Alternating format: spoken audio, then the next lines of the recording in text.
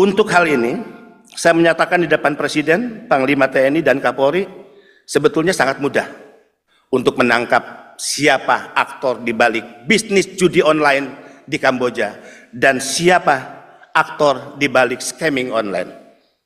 Saya cukup menyebut inisialnya T aja paling depan lah. Yang kedua saya nggak perlu sebut, dan ini saya sebut di depan Presiden. Bapak Ibu sekalian, saya ingin menyampaikan beberapa hal penting dan mudah-mudahan ini menjadi kontemplasi kita bersama.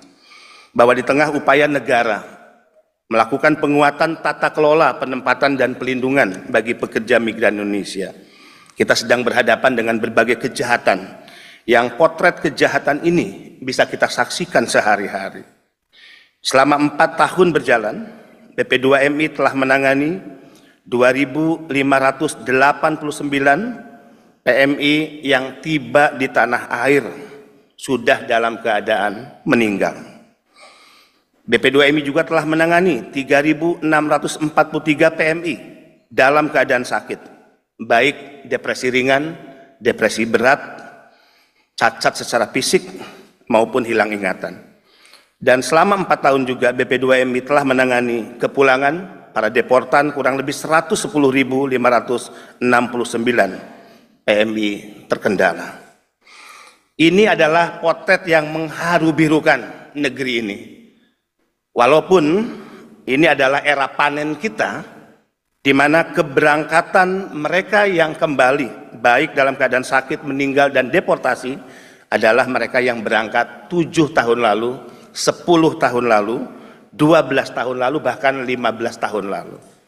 Saya berani mengatakan negara telah lama tidak hadir, negara terlalu lama abai, dan negara melakukan pembiaran yang sangat panjang. Praktek sindikat penempatan ilegal adalah praktek nyata di hadapan kita, dan perdagangan orang adalah bisnis kotor, bisnis haram yang perputaran uangnya sangat besar. Sehingga itulah BP2MI telah menabuh genderang perang untuk menyatakan perang melawan sindikat penempatan ilegal dan tindak pidana perdagangan orang. Negara juga telah memberikan stigma-stigma yang sangat buruk selama ini kepada para pekerja migran Indonesia atau yang dulu disebut tenaga kerja Indonesia. Seolah-olah jika menyebut TKI, mereka adalah orang-orang yang harus dipandang rendah. Mereka dilihat sebelah mata dan mereka bahkan diremehkan dalam perlakuan-perlakuan yang dipertontonkan oleh para penyelenggara negara di negara ini.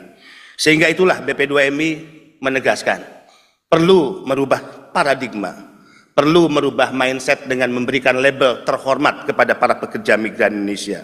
BP2MI telah menetapkan PMI sebagai pejuang keluarga, PMI sebagai pahlawan devisa, PMI nyata sebagai penyumbang devisa terbesar kedua kepada negara ini. Hal yang menggembirakan, Pak Saleh, Bank Indonesia telah merilis di tahun 2023 bahwa sumbangan devisa pekerja migran Indonesia sebesar 227 triliun kepada negara ini, dan menempatkan sumbangan PMI sebagai sumbangan devisa terbesar kedua. Ini tentu membanggakan, sehingga transformasi yang sedang berjalan dan dikerjakan, berbagai perubahan besar yang kita ingin wujud nyatakan, berbagai regulasi yang menunjukkan negara berpihak kepada para pekerja migran Indonesia, layanan yang lebih mudah, murah dan cepat, yang itu menjadi tradisi baru dalam memberikan pelayanan kepada pekerja migran Indonesia, dan pemberian fasilitas istimewa kepada pekerja migran Indonesia menunjukkan bahwa saatnya negara hadir, negara berpihak kepada para pekerja migran Indonesia. Dalam beberapa kasus juga BP2MI telah menyampaikan dalam rapat terbatas di Istana Negara di hadapan Presiden, dengan tegas saya katakan, jika selama ini kenapa negara tidak mampu menyentuh sindikat penempatan ilegal, nyata bahwa sindikat penempatan ilegal selalu dibackingi oleh oknum-oknum memiliki atributif kekuasaan di negara ini.